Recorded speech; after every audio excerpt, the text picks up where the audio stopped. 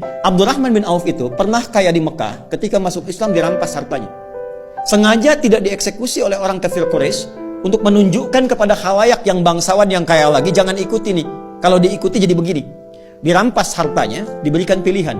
Kalau engkau tinggal di Mekah, tidak hijrah ke Madinah, ke Yathrib, kami berikan semua hartamu lagi, kami angkat jadi orang hartawan yang paling tinggi statusnya, dan kami muliakan semuanya. Tapi kalau engkau memilih hijrah, kami rampas semua hartamu, silahkan pergi, jangan bawa apapun, kecuali pakaian yang melekat di badan. Sengaja nggak dieksekusi. Beliau memilih berangkat untuk hijrah. Yang jadi persoalan, itu istrinya, keluarganya. Mau ikut suami, bawa pakaian, silahkan pergi. Belum tentu selamat, 400 kilo. Tapi kalau engkau tinggal di sini, kami berikan semua harta suamimu, dan silahkan pilih pemuda paling tampan yang mau dinikahi, kami fasilitasi. Sebentar ya Pak ya. Kalau ibu dalam posisi istrinya Abdurrahman bin Auf, pilih mana? Ikut suami kehilangan semua harta, atau tinggal di Mekah dapat limpahan semua harta suami, bisa pilih pemuda paling tampan yang mungkin ibu ingin dapatkan. Anggap rekaman ini tidak akan disebarkan kepada suami masing-masing. Pertanyaan saya, ikut suami atau tinggal di Mekah? Ikut suami. Oke. Bolehlah. Maaf, ternyata istri beliau tidak ikut suaminya tinggal di Mekah pada saat itu. Ini tahapan penghuni surga Firdaus itu levelnya saling bertahap. Allah tidak akan mungkin memberikan kemampuan maksimal di sini kalau kita belum melewati yang ini dengan optimal. Maka apa yang terjadi? Beliau hijrah, dan sebelum hijrah itu sudah mendapatkan pendidikan sholat khusyuk dari Nabi.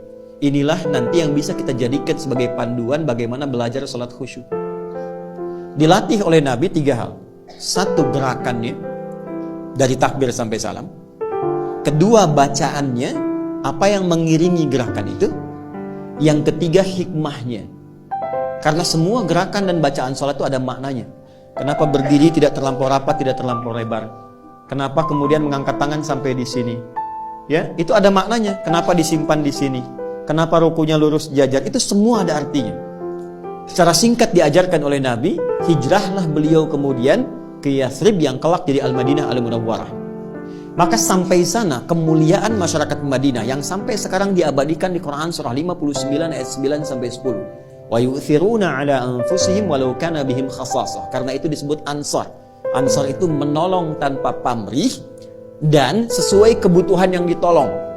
Jadi kalau ada orang kehausan, yang datang menyambut yang bawa minuman. Orang lapar, yang datang menyambut yang bawa makanan. Abdurrahman bin Auf pernah kaya, jatuh fakir, yang menyambutnya orang paling kaya di Madinah. Pilihannya 2. Perhatikan baik-baik. Akhil karim, bahasa kita, saudaraku yang mulia. Sami'tu annaka kunta ghaniya. Saya dengar Anda pernah kaya sebelum kesini. Kalau ingin kaya lagi, ambil setengah harta saya. Dan saya dengar Anda ditinggalkan istri Anda di Mekah. Pilih perempuan paling cantik di Madinah.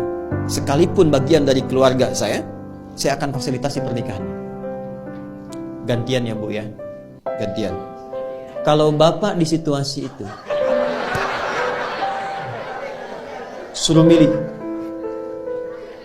Ambil setengah harta saya, pilih perempuan paling cantik, sekalipun itu bagian dari keluargaku, aku fasilitasi pernikahannya. Anda terima atau tidak ditolak sama sekali? Saya paham Bu pilihannya, karena itu percuma saya tawarkan ditolak. Ya, enggak, orang paling kaya ini bicara demikian karena paham orang yang sudah terbiasa dengan keadaan tidak mudah menyesuaikannya. Beliau kira Abdurrahman bin Auf itu seperti itu. Kan di fisika juga begitu kan? Ya, gaya itu kan F1 sama dengan F2, gitu kan? Kalau naik hartanya banyak, naiknya kan turunnya beda. Kalau sedikit naik angkot turun tawadu, sedekah, gitu kan? Ya, yang repot kan hukum Pascalnya. F berbanding lurus dengan P kan, tekanan. Gaya berbanding lurus dengan tekanan. Semakin banyak gaya, semakin tertekan.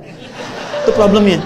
Nah, dia melihat Abdurrahman bin Auf ini barangkali sudah di level tinggi, gayanya tinggi. Jadi tekanan. Dia lupa bahwa beliau sudah diajarkan cara sholat yang benar. Itu cuma dipraktekkan, berdiri begini. Ini ada maknanya. Apa jawaban Abdurrahman bin Auf? Jazakallahu khaira arini ainal aswaq.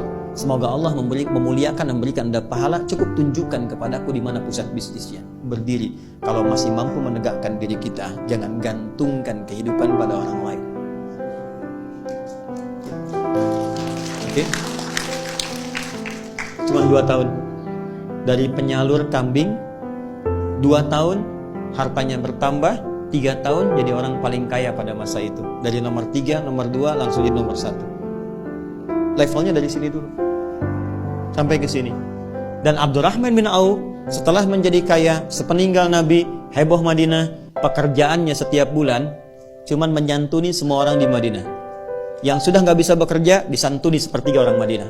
Yang belum punya pekerjaan sepertiga dimodali oleh beliau. Yang sudah ada diinfaki oleh beliau. Jadi sekampung Madinah, sekota pada saat itu mendapatkan bagian dari hartanya Abdurrahman bin Auf. Jadi cari kerjanya tuh untuk amal. Apakah berkurang hartanya? Tidak, malah makin kaya. Malah makin kaya. Ada riwayat yang memang perlu diverifikasi tapi diduga benar.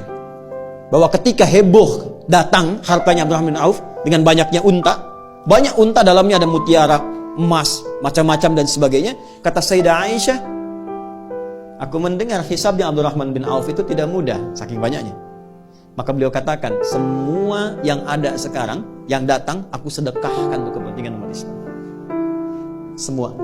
Kalau ada 600 truk isinya emas, perak, mutiara, berlian dan sebagainya, diberikan kalimat ringan begitu semua disedekahkan. Dan beliau kan termasuk yang dimuliakan ke surga dengan cepat. Kebangetan kayanya dan cepat banget masuk surganya.